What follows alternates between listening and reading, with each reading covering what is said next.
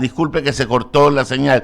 Si nos puedes ayudar poniendo el teléfono, la cámara de manera horizontal y no vertical como la tienes, serías tan amable. Vamos a hacer lo posible. No, no se puede. Lamento mucho. Bueno, está bien. Entonces ahí lo vamos a ver más delgado, Gustavo. Sí, ya era hora. Siempre el buen humor que lo tenemos por acá. Gustavo, tú eres un hombre del cual yo valoro el análisis político que haces. Mucha gente puede no concordar, pero ese es lo lindo de la democracia. ¿Cómo ves el panorama electoral? ¿Cuál es tu diagnóstico? Independientemente del corazón que debes tener por tu candidato Iván Saquicela, pero tratemos de ser un poco más objetivos y menos románticos para poder llegar a un análisis lo más cercano a lo que puede estar sucediendo. Buenos días.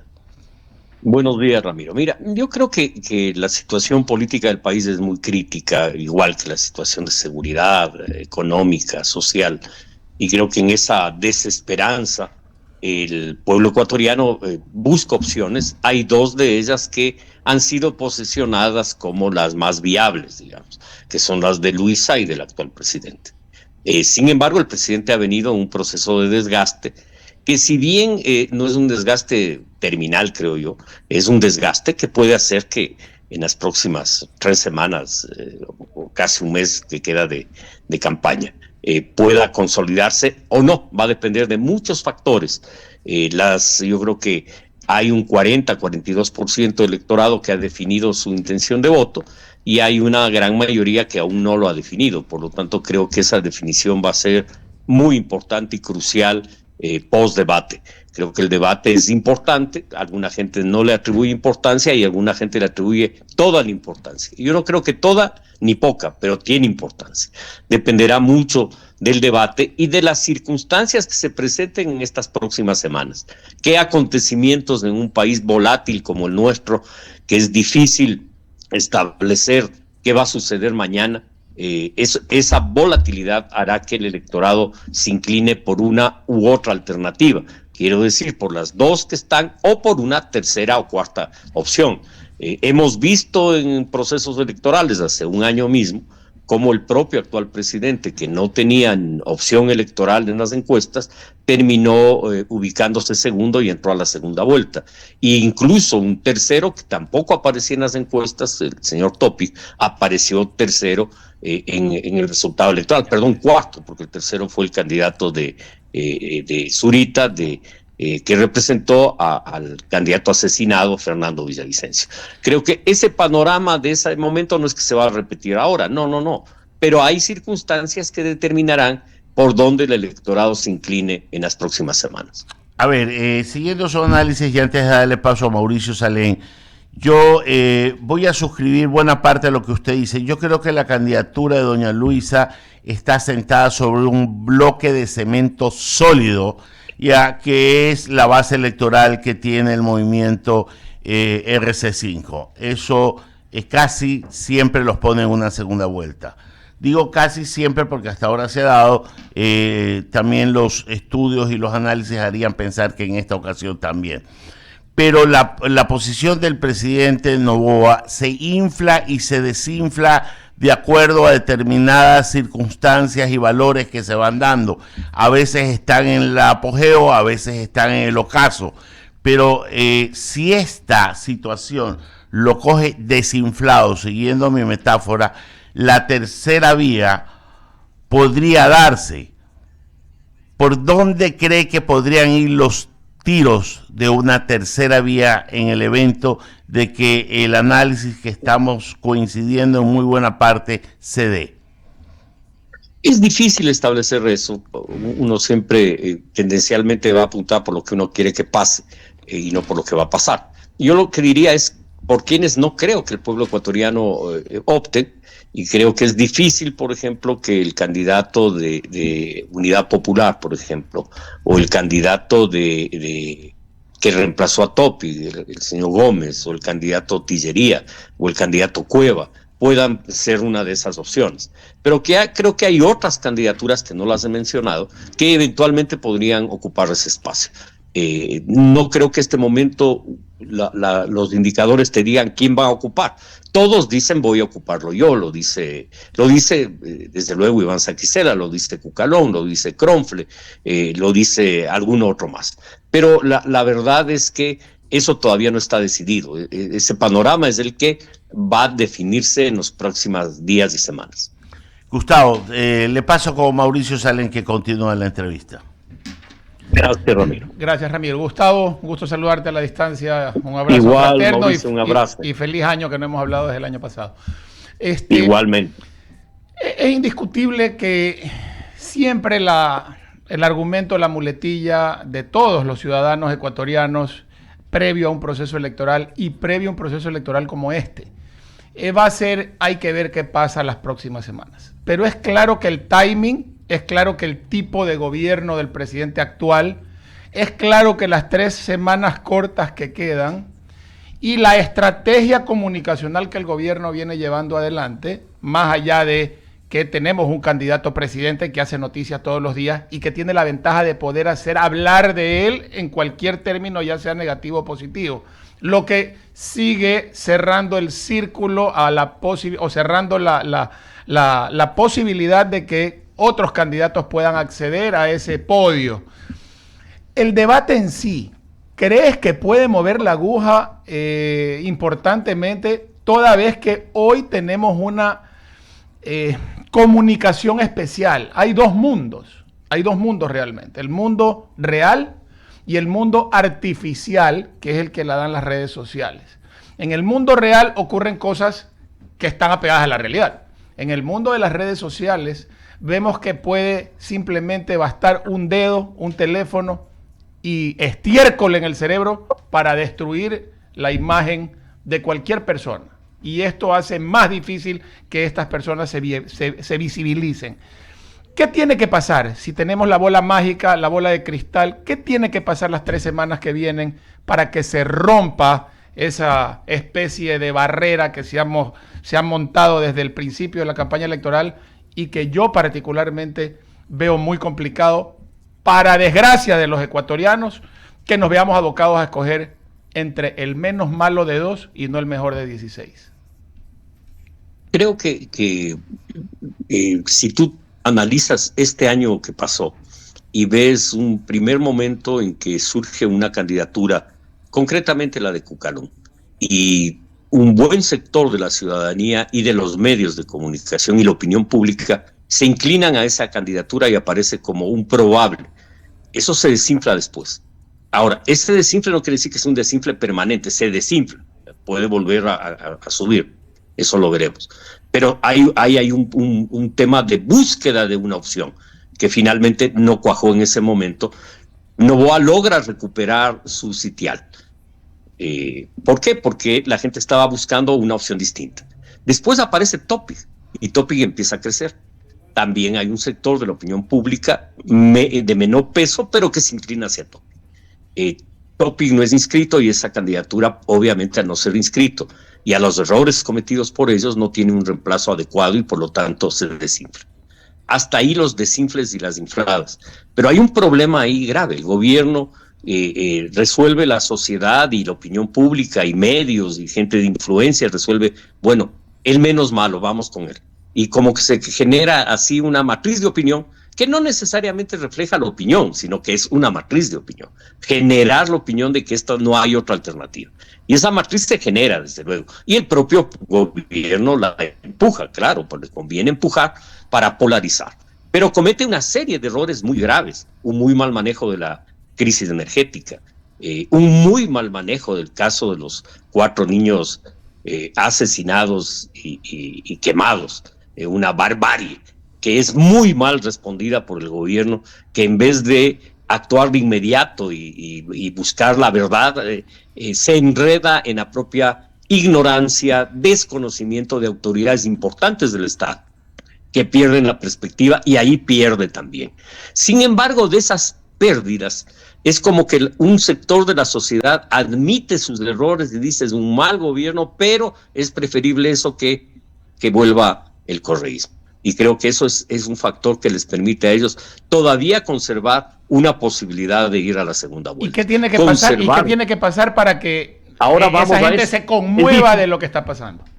Es decir, no te puedo decir qué he hecho, porque eso es casi brujería, pero tiene que pasar un hecho así de grave como para que ese desgaste que tiene el gobierno termine de ser un desgaste que para ellos sea fatal y que la tercera opción o otra vía aparezca en las próximas semanas.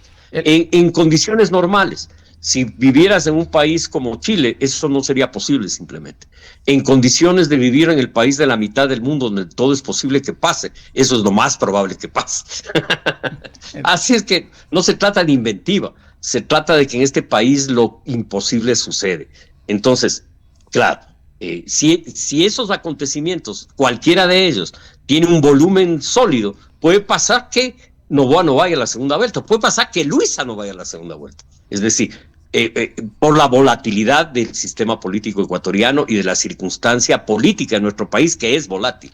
Por lo tanto, sí, hay posibilidades de que el tablero cambie y que tengamos una enorme y gran sorpresa.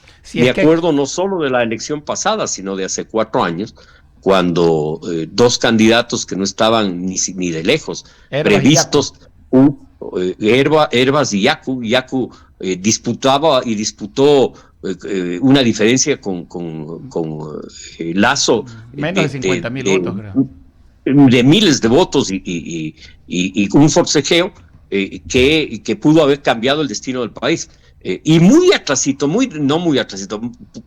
poquito atrás venía Herbas. Es decir, la volatilidad es muy grande. Mira, y este no es un tema de ahora, la volatilidad del país viene desde la reinstauración de la democracia con Jaime Roldós Aguilera. Mira que en la elección de Jaime, yo era muy joven, Jaime entra a la segunda vuelta cuando debía entrar el doctor Raúl Clemente Huerta. Es decir, él fue el outsider de la época.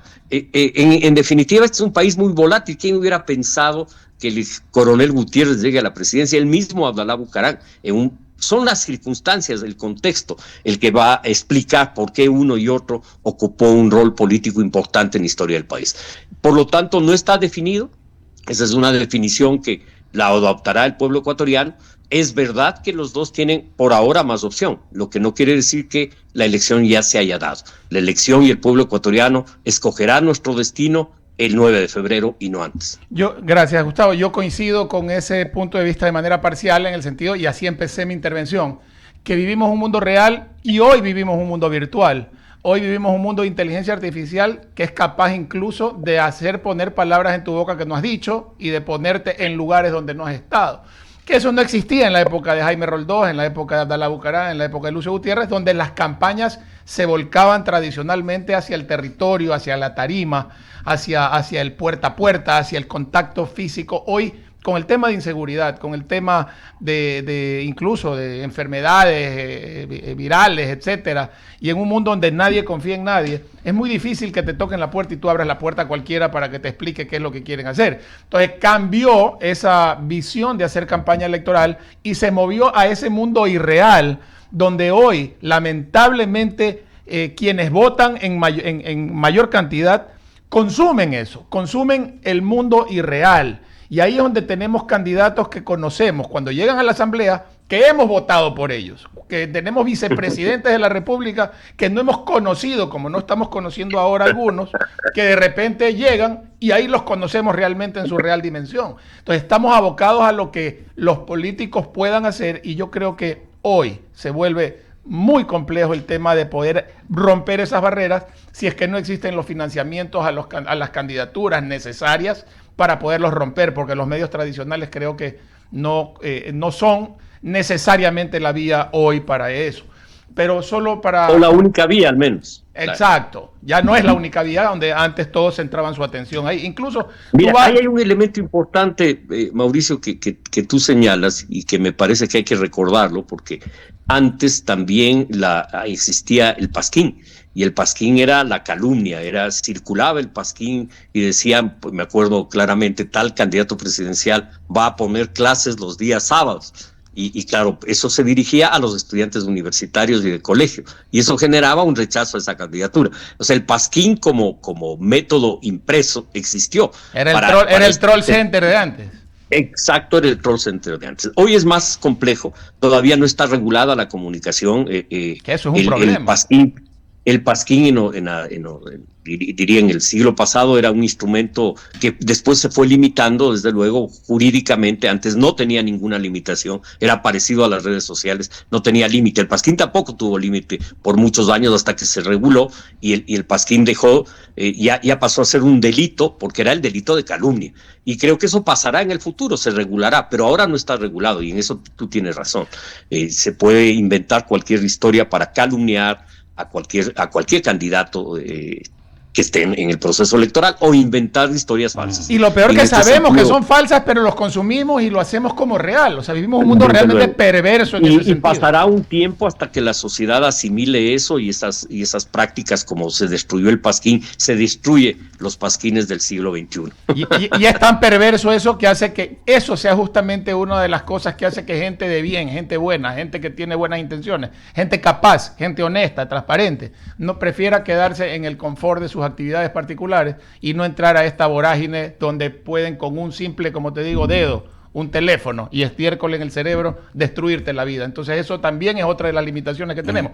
Para concluir, y por ser un tema de interés, por ser una de las candidaturas que al menos hasta el día de hoy puede llegar a la segunda vuelta, como conocedor del tema jurídico, del tema global en función de nuestras normativas, ¿qué impacto real en lo legal tendría en caso de comprobarse la responsabilidad del candidato a vicepresidente del correísmo de la RC5 de haber ocultado información o de haber sido responsable de manejos de temas con el Estado? ¿Qué implicancias podría haber en esa candidatura?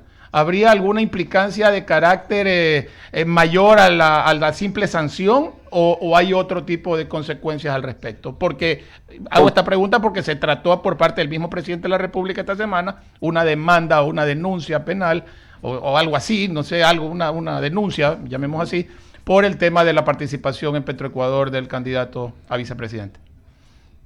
De eso ser verdad, como bien lo mencionas tú, lo subrayas, además es correcto hacerlo. Él no debió haber sido candidato, pero ya lo es, ya está inscrito. Esa candidatura, por lo tanto, no puede ser revocada. Nadie lo impugnó en su momento. Nadie lo impugnó en su momento. Exactamente. Por lo tanto, esa candidatura y ese binomio no tienen en la parte electoral sanción actual. La sanción puede ser posterior, puede ser postelectoral. Postelectoral, cualquiera sea el resultado electoral, puede ser juzgado por haber ocultado información si fuese verdad. Pero ya es otro proceso. Sí, eso ya es otro proceso. Es otro proceso y es un proceso jurídico posterior.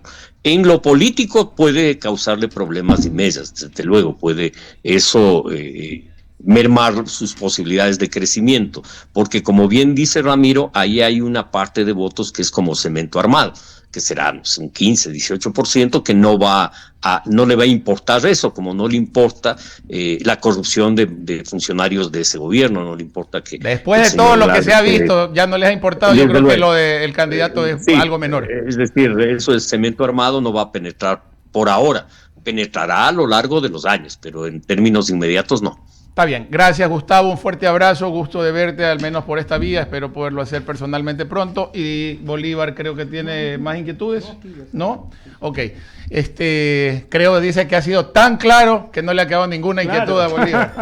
En todo caso... Ha sido un gran gusto, un fuerte abrazo. Gracias Mauricio, Gustavo, Ramiro, un fuerte abrazo y estamos en contacto. Gracias, un muy buen día, hasta luego. Igualmente Gustavo.